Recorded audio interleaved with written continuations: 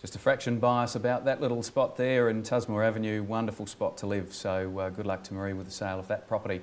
For those of you just joining me now, in the studio with me is the Lord Mayor of Adelaide, Stephen Yarwood. Stephen, continue our conversation. How's the development assessment plan going at the moment? Well, certainly we've got 2 development plan amendments underway, one that the Minister has been driving, and certainly we're really happy with some of the outcomes in the CBD, significantly increased building heights, a genuine focus on design and a design review process where each major development is case managed. Certainly though, I would acknowledge that we're still keen to revisit how that development plan deals with an interface in residential areas and ensures that we're not going to get extensive massing, overshadowing, impacts on what are some really high quality amenity areas. And it really comes down to, this isn't an anti-development discussion. You can't say council's anti-development when we've pretty much got rid of building heights in the CBD of the city, but it is about good quality urban design and creating a livable city. We will only get people streaming in to live in the city if it's a really nice place to live. And so, council as an elected member body has got, architects, designers, urban planners, lawyers, doctors, very highly educated group of people that understand the needs of the CBD, but also want to get that residential area right. But we all share a vision for 50,000 people living in the city. We've just got to work out the way we get there in a way that makes it look more beautiful. Okay, so perfect lead into the Sturt Street Affordable Housing Project. Yep. How many people is that going to house, and how's it travelling? Well, I always like to stress that Adelaide City Council is a developer. So for anyone who believes those stereotypes that we're anti-development, we're actually a builder ourselves. We build homes. We understand the issues with getting development approvals, doing good design, and also the marketing and the investment that it takes.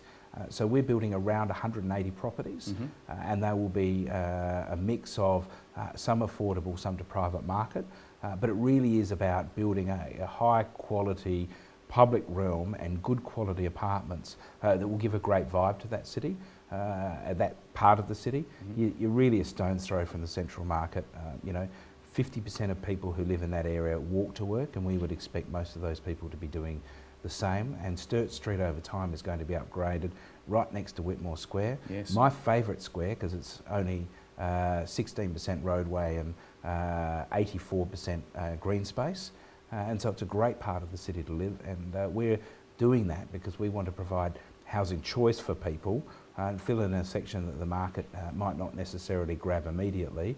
And I think Red Hot Tibbet's going to be an absolutely fantastic place to live. Excellent, excellent. Talking road space, tell me about your thoughts on speed limits through the city. Yeah, look, absolutely acknowledge it's a controversial one, but I want to reinforce my goal to have 40 k's in the city is actually an economic development driver. It might sound counterintuitive, but it's the reason that Brisbane, Sydney, Perth and Melbourne are all 40 k's. We're the only capital city, big capital city in the entire country that's not doing it. And imagine, we should be leading the way. Well, it's too late now. they're absolutely, we're the last ones last cab off the rank. And the reason is that we want people to live in the city, which means we want residential development. And people want to live in nice places. And so if we make the city nicer, more people will want to live in the city, more people will want to come to the city, and when they come, they'll spend more time. And we have 200,000 people in our CBD. That will go to 400,000 over the next 10 to 15 years. And people outnumber cars about 6 to 1. About 180 people get hit by cars in the CBD every year. But also, do you want to live next to a freeway? Or would you like to have a romantic outdoor dining experience next to cars shooting past at 50 kilometres an hour? Even the property industry and the development industry say the calmer the streets, the more demand there is, the more residential development we'll get. And frankly, even if you are a car driver, and mostly people come into the city to walk everywhere, you will see the car park more easily at 40 kilometres an hour. You'll see the shops more easily at 40 kilometres an hour. And the number one thing that people are scared of when they walk around the city is the fast cars. You know, wow, if we could all just relax a little bit, people will actually say, this is a great place, I wouldn't mind spending more time here. And then ultimately they'll say, I spend so much time in the city, I should live here. And so realistically, no environmental arguments, nothing about closing the city down, but if we want 400,000 people in our CBD, we've got to make it a bloody awesome place to spend time. And frankly, I don't know which streets you can drive 40 kilometres an hour. I would agree with you. So for me, it's common sense. I acknowledge it's counterintuitive to everyone who drives everywhere, but realistically, if we're going to have one part of all of South Australia that is all about people, we've actually got to put them first, so that when they're walking around the city, they really enjoy the experience and they want to come back. Couldn't agree more.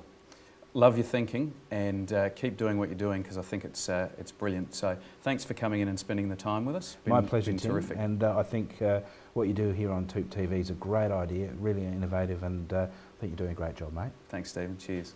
We're going to go and have a look at some of our hot properties now.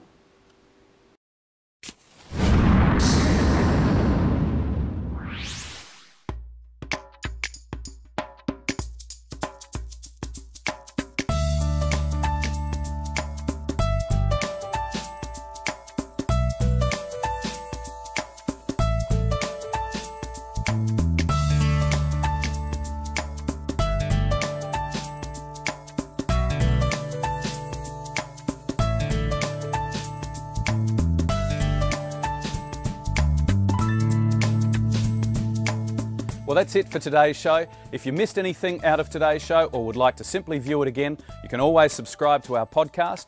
And of course, next week, 150th episode coming up, we'll be unveiling the new look TOOP TV, so don't miss it. We'll be right here at 1 o'clock Wednesday next week.